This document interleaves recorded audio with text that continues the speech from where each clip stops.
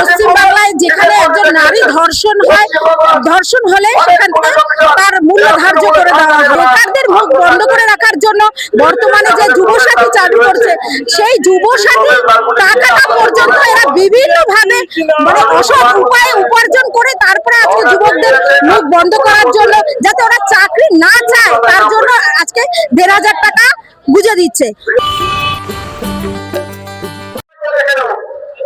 নমস্কার, আমি কৌশিকী দত্ত, আপনারা দেখছেন এই মুহূর্তে আমি রয়েছি ব্রিগেডে। তো আমাদের সাথে রয়েছে কিছু বিজেপি কর্মীরা, চলুন জেনে নিই তাদের থেকে তারা কি চাই।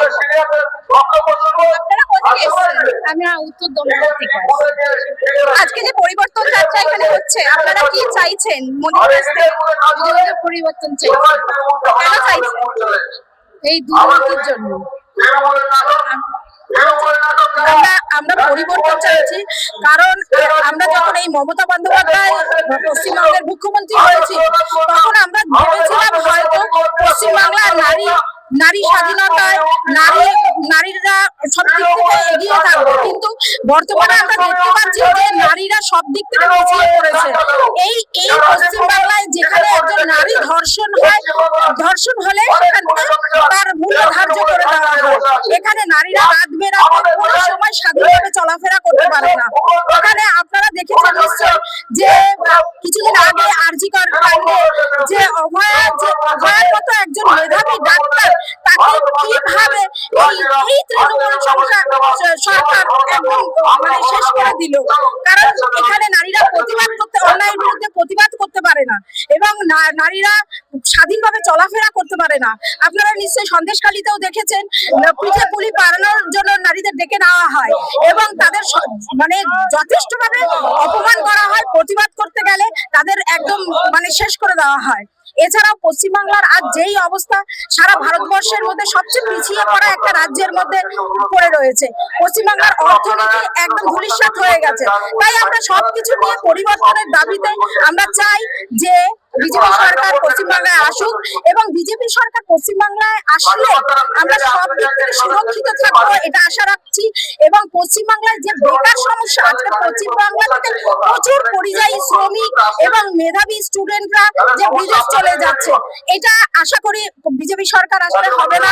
এবং বেকারদের মুখ বন্ধ করে রাখার জন্য বর্তমানে যে যুবসাথী চালু করছে, সেই যুবসাথী টাকাটা পর্যন্ত এরা বিভিন্ন ভাবে মানে অসৎ উপায়ে উপার্জন করে তারপরে আজকে যুবকদের মুখ বন্ধ করার জন্য, যাতে ওরা চাকরি না চায়, তার জন্য আজকে ১,৫০০ টাকা বুঝে দিচ্ছে। মায়েদের ১,৫০০ টাকা বুঝে দিচ্ছে।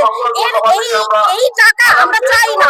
আশা করি কোন যুব সমাজে এই টাকা চায় না, তারা একটা মানে চাকরি চায়, যার থেকে সেই চাকরির দ্বারা তার বউকেও সে সুরক্ষিত ভাবে থাকতে পারবে, তার সন্তানেরা সঠিকভাবে মানুষ হতে পারবে।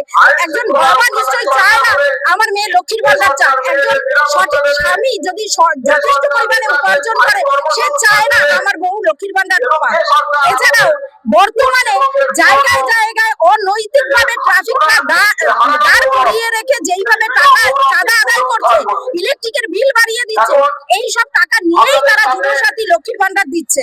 আমরা এই রকম টাকা আমরা চাই না। আমরা চাই পরিবর্তন হোক, পশ্চিমবঙ্গের যুব সমাজ মাথা উঁচু করে তারা চাকরি নিয়ে বেঁচে থাকুক, পশ্চিমবঙ্গের শিক্ষা যাতে সঠিক জায়গায় পৌঁছায়, সারা বিশ্বের দরবারে যেন পশ্চিমবঙ্গ এগিয়ে থাকে এবং ভারতবর্ষের মধ্যে যেন প্রথম সারির একটা স্টেট হিসাবে পরিচিত হয়। আমরা এই পরিবর্তনের দাবিতে আজকে আমরা এই ব্রিগেডের মোদিজির ডাকে আমরা এসছি এবং আমরা চাই যে একটা পরিবর্তন হোক, এবং এই পরিবর্তন আগামী দিনে ভারতবর্ষ তথা পশ্চিমবঙ্গকে পথ দেখাবে।